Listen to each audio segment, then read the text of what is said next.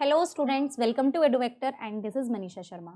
तो आज हम पढ़ेंगे क्लास 10th साइंस में केमिस्ट्री, और उस केमिस्ट्री में पढ़ेंगे chapter 5 periodic classification of elements. ठीक है, इसमें हम सारी आपको लाइन टू लाइन एनसीईआरटी, जो भी एनसीईआरटी है, जो भी इसमें टॉपिक दिया हुआ है, हम उस तरीके से समझेंगे।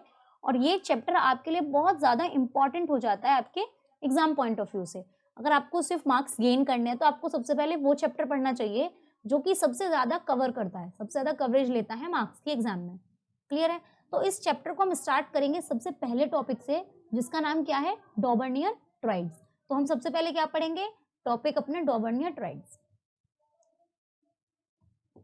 हम स्टार्ट करते हैं डॉबर्नियर ट्राइड्स से। तो सबसे पहले हमारे पास एक वर्ड है। अब ये ट्राइड्स क्या होता है? ट्राइड्स का मतलब होता है 3। और डॉबर्नियर कौन थे? ये थे साइंटिस्ट।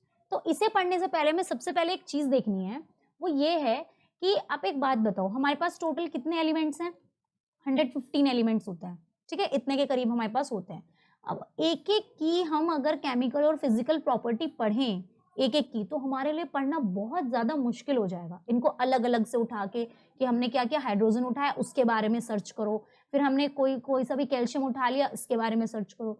तो अब बहुत मुश्किल है कि 115 पता नहीं कब तक हम इन्हें समझ पाएंगे, कब तक हम इनकी केमिकल या फिजिकल प्रॉपर्टीज को स्टडी कर पाएंगे अलग अलग।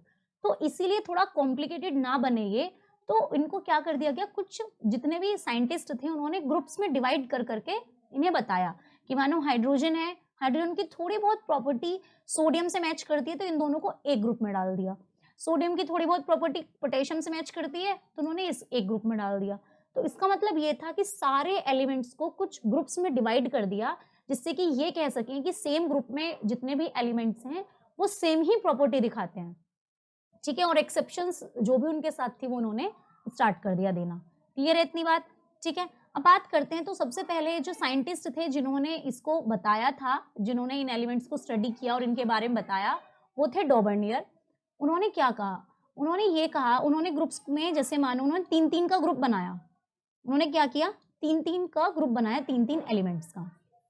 ठीक है, फिर उन्होंने एक ग्रुप बनाया, 3-3 एलिमेंट का ग्रुप बनाया, 3-3 एलिमेंट। तो इन्होंने क्या किया, इन्हें 3-3 एलिमेंट का ग्रुप बनाकर उन्होंने कहा कि इन तीनों की जो प्रॉपर्टी हैं वो सिमिलर शो होती हैं, इस वजह से हम इन्हें एक ग्रुप में डाल देते हैं। फिर उन्होंने दूसरे 3 एलिमेंट लिए जिनकी प्रॉपर्टी सेम थी, फिर उन्हें एक ग्रुप में डाल दिया उन्होंने। ऐसे ही इन्होंने बहुत सारे ग्रुप्स बनाए। ठीक है, तो अब उन्होंने इस तरीके से बनाया तो उन्हें ये पता चला कि ये तीनों एलिमेंट सिमिलर प्रॉपर्टीज दिखाते हैं, सिमिलर केमिकल जो भी प्रॉपर्टीज थी। तो जैसे कि इन्होंने सिर्फ अपनी एक्सपेरिमेंट में 3 एलिमेंट्स को ही एक बारे में यूज किया, इसीलिए इसको बोला जाता है डॉबर्नियर्स ट्राइड। क्लियर है इतनी बात? अब सबसे पहले according to the Dobereiner's law of triad, अब ये क्या कहते हैं? ठीक है, इनका लॉ क्या कहता है, इन्होंने क्या कहना स्टार्ट किया? According to them, according to him, उन्होंने क्या कहा कि जब भी हम एलिमेंट्स को उनके एटॉमिक मास के इंक्रीजिंग ऑर्डर में रखते हैं।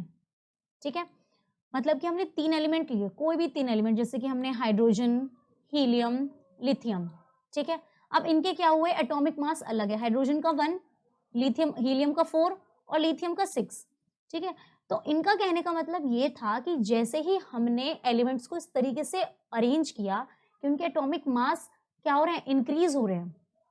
ठीक है, और 3 एलिमेंट को इन्होंने लिया जिनकी प्रॉपर्टी, केमिकल प्रॉपर्टी क्या है, सिमिलर हमें मिले।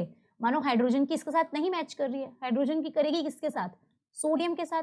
आप एक बात देखो, सोडियम का एटॉमिक नंबर ये हुआ और एटॉमिक मास हुआ 23। अब उन्होंने क्या किया, सोडियम के साथ इसकी जो प्रॉपर्टियां मैच कर रही है तो उन्होंने इसे एक ग्रुप में डाल दिया।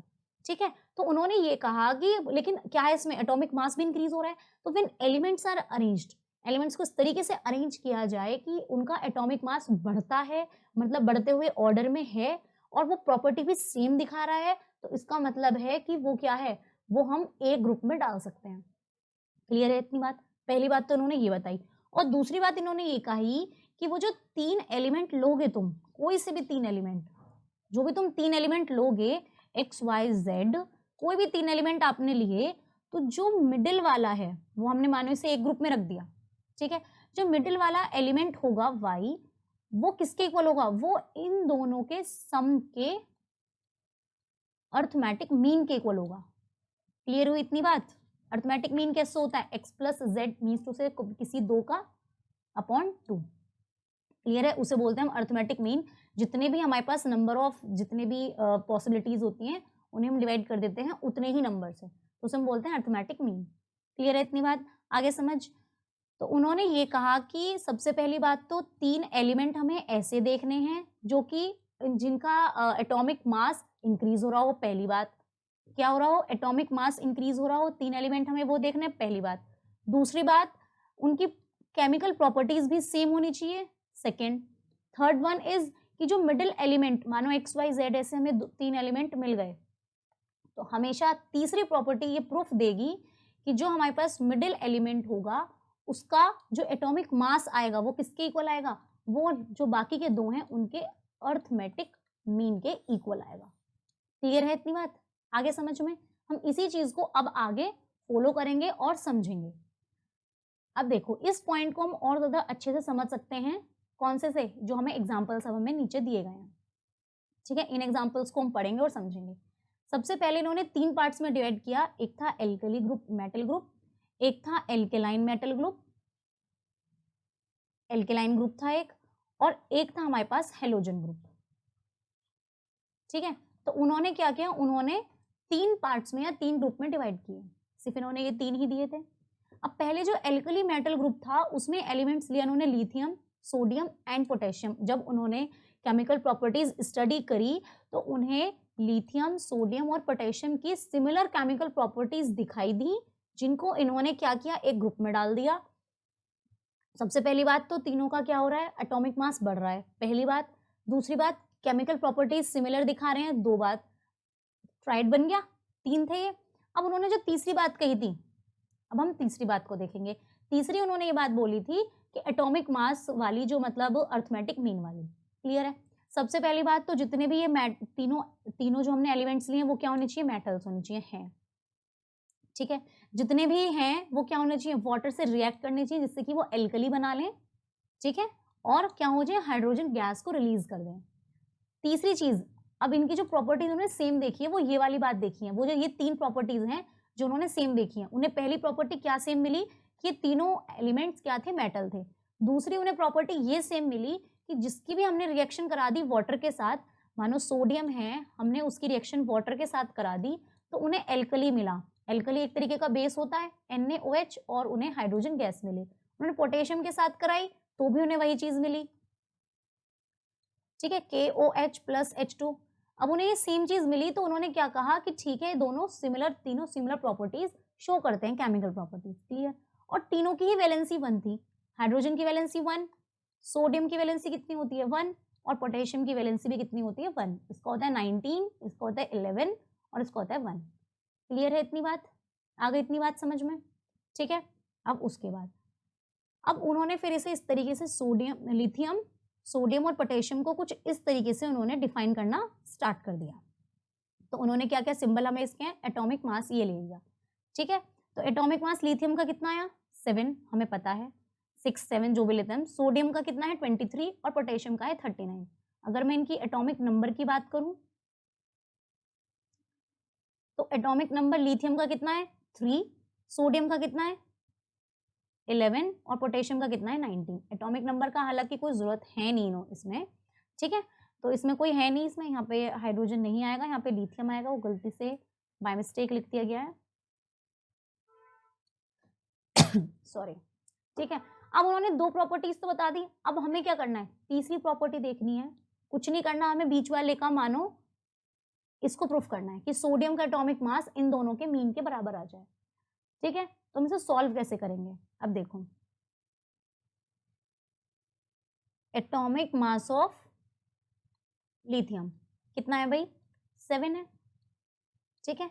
एटॉमिक मास ऑफ पोटेशियम कितना है 39 है, क्लियर इतनी बात।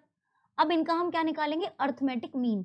अर्थमेटिक मीन क्या बोला था कि इन दोनों का सम कर दो अपॉन 2, 7 + 39 अपॉन 2, हमने इसे डिवाइड किया तो हो गया 16, 46 अपॉन 2, और हमने इसे किया डिवाइड तो हमारे पास क्या आ गया 23।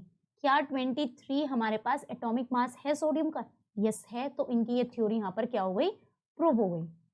क्या कि इनका जो ट्राइड दिया था वो क्या हो गया, प्रूव हो गया। क्लियर है? आगे इतनी बात समझ में? एक्चुअल मास के इक्वल आ गया बिल्कुल। तो इससे हमें क्या मतलब, जो हमारे पास इन दोनों का जो अर्थमेटिक मीन था वो हमारे पास क्या हुआ, एक्चुअल एटॉमिक मास के इक्वल आया, क्योंकि ये क्या बना रहे हैं, ट्राइड बना रहे हैं।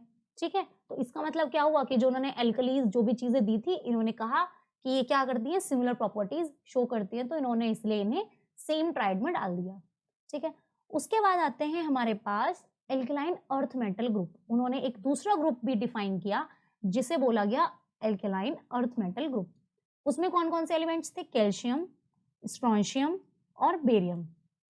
ठीक है, इसमें क्या थे, ये 3 एलिमेंट्स थे, कैल्शियम, स्ट्रोंशियम और बेरियम। अब इन्होंने इनका ट्राइड बना दिया, केमिकल प्रॉपर्टीज सेम देख के। वो केमिकल प्रॉपर्टीज थी कौन कौन सी, इन्होंने देखा कि तीनों के तीनों जो एलिमेंट्स हैं वो मेटल्स हैं। ठीक है, तीनों की जो ऑक्साइड हैं वो क्या है, एल्कली है, एल्कलाइन है नेचर में। क्या है, तीनों की जो ऑक्साइड है वो एल्कलाइन है नेचर में। और जिन तीनों की ही वैलेंसी क्या है, तीनों की वैलेंसी 2 भी है। ठीक है, तो इन्हें वो क्या लगी, डाइवैलेंट। कैल्शियम की अगर हम वैलेंसी देखें तो 20 होता है, क्या हो जाएगा 2 8 8 2, तो वैलेंसी क्या हो गई, 20 हो गई। क्लियर इतनी बात? आगे सॉरी 2 हो गई, आगे समझ में। अब इसके बाद जब इन्होंने ट्राइड दिया अपना एल्कलाइन अर्थ मेटल ग्रुप का, तो इस तरीके से दिया कि कैल्शियम Ca सिंबल 40, स्ट्रोंशियम 88 और बेरियम 137। ठीक है, इन्होंने इसको ट्राइड इनको पूरा बना दिया, डॉबर्नियस ट्राइड इन्होंने अपना गिवन दे दिया पूरा। अब हमने इनकी सारी की सारी जितने भी इनकी पॉसिबिलिटीज थी केमिकल, जो इनकी 3 स्टेप्स थे वो हमने हर चीज क्लियर करी। ये 3rd स्टेप अब हम प्रूफ करेंगे कैसे। सबसे पहले एटॉमिक मास ऑफ कैल्शियम कितना है, 40। एटॉमिक मास ऑफ बेरियम, क्योंकि हमें बीच वाले का निकालना है, वो हो गया हमारे पास 137। क्लियर हुई इतनी बात, 137। सॉरी, अब हम निकालेंगे अर्थमेटिक मीन। क्या निकालेंगे, अर्थमेटिक मीन। और अर्थमेटिक मीन इक्वल किसके आना चाहिए, 40 प्लस 137 अपॉन 2। ठीक है, तो क्लियर कितना आ गया, 7 3 7 7 और 1 अपॉन 2। तो हम जब इसे डिवाइड करेंगे तो वो आया 88.5। तो हम कह सकते हैं कि हाँ ठीक है, क्लोज, थोड़ा सा क्लोज आया है। और स्क्वेंशम का है कितना, 88, तो थोड़ा सा क्लोज आया। तो इन्होंने फिर भी इसका एक ट्राइड बनाया और बोल दिया कि इतना आ रहा है, एक्चुअल मास के थोड़ा सा इधर उधर है, बाकी तीनों इक्वल शो करते हैं। ठीक है, अप्रोक्सीमेट इक्वल आ रहा है। ठीक है, तो ये भी क्या हुआ, ये भी इनका ट्राइड बन गया।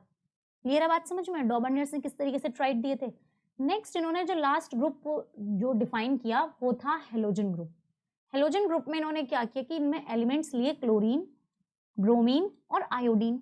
हेलोजन ग्रुप में उनकी देखी तो तीनों की केमिकल प्रॉपर्टी क्या थी, सिमिलर थी। उन्होंने बताया कि जितने भी एलिमेंट्स थे तीनों क्या थे, नॉन मेटल। तीनों ने वाटर के साथ रिएक्ट करके क्या बनाया, एसिड ही बनाया। और सबकी वैलेंसी भी क्या थी, 1 थी, मोनोवेलेंट थी ये भी। ठीक है, तो इन्होंने किस तरीके से फिर से वापस से वही डॉबर्नियर का ट्राइड अपना इन्होंने हेलोजन ग्रुप का ट्राइड दिया, क्लोरीन, ब्रोमीन, आयोडीन, जिनके सिंबल्स हैं Cl, Br और I, और एटॉमिक मास है इतने। आगे इतनी बात समझ में। तो हम इसे करेंगे कि एटॉमिक मास ऑफ क्लोरीन कितना है, 35.5। Atomic mass of iodine 127। अब हम निकालेंगे अर्थमेटिक मीन ऑफ ब्रोमीन।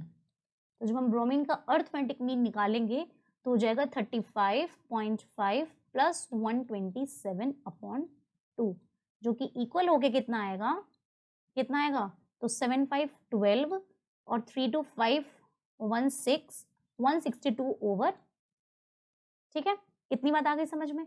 अब जब हम इसे डिवाइड करेंगे तो हमारे पास ये कुछ आ गया 81.2 करके समथिंग इतना आ गया। ये भी हम अगर देखें तो एक्चुअल मास के थोड़ा सा ये क्या हुआ, अलग हो गया। मीन्स टू से इसका हम अगर देखें तो दोनों में आ तो रहा है इक्वल, आ तो गए 80 के, बट क्या है, अप्रोक्सीमेटली इक्वल है, लेकिन थोड़ा सा डिफरेंस में ज्यादा है as compare to this.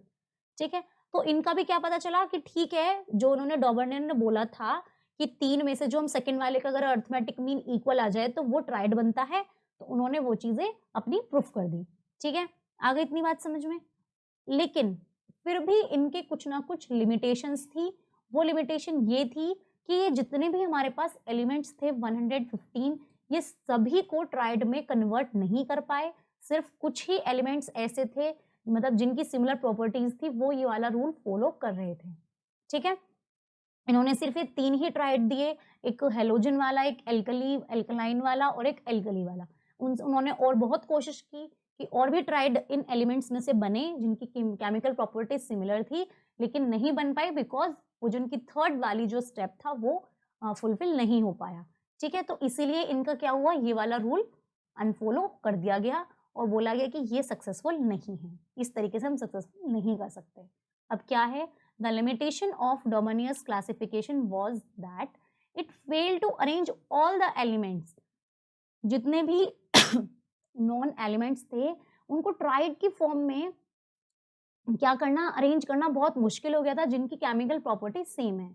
डॉबर्नियर could identify only, इन्होंने सिर्फ और सिर्फ 3 ट्राइड्स को ही आइडेंटिफाई कर पाए जो कि उस टाइम पर जाने जाते थे, तो इसीलिए उनकी क्लासिफिकेशन सक्सेसफुल नहीं हो पाई और ये इनकी लिमिटेशन हो गई। फिर अगले दूसरे साइंटिस्ट आएंगे, जैसे अगला साइंटिस्ट है न्यूलैंड, उन्होंने भी कुछ ऑक्टेव्स के रूप में या मतलब 8 एलिमेंट्स की सिमिलर प्रॉपर्टीज बताई। फिर उसके बाद आगे चलेंगे तो मेंडलीफ, मतलब इस तरीके से लिमिटेशन आती गई और दूसरे साइंटिस्ट उनके उन्हीं लिमिटेशंस पे वर्क करते गए। ठीक है, तो बस डॉबर्नियर ट्राइड में बस इतना ही, आज की क्लास में भी इतना ही, आज क्लास को यहीं खत्म करेंगे। Thank you so much, bye bye, take care. Channel को